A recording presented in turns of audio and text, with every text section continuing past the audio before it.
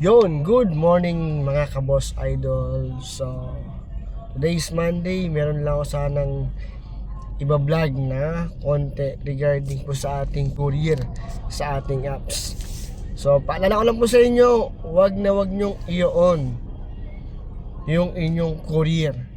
Dahil may mga nangyari o incident sa mga driver natin na kapag nag-a-accept ng booking is nagre-re-upload o resubmit ng documents.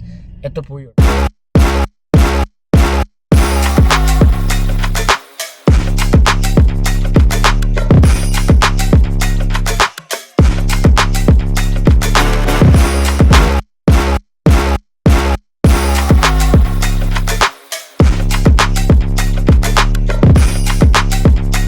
So yun po, based sa mga picture na isinend ko sa video na to, na makita natin na magkakaroon ng conflict once na inopen natin ng ating courier sa ating 4Wheels apps. Kasi may mga incidents na yung mga driver nagchat sa akin, "Sir, bakit ganito? Boss Idol, bakit ganyan?" So in-advise sa kanila, huwag nyo munang i-open yung courier sa ating apps.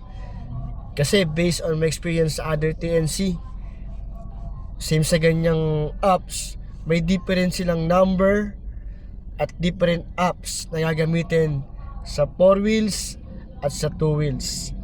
So as of now mga kaboss idol, mag-antay lang po tayo ng advice ni InDrive regarding po sa courier na lumalabas sa ating apps.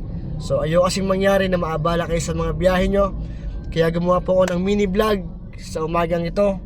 So hopefully makatulong sa bawat sa atin.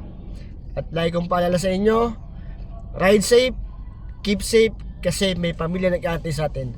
So God bless everyone.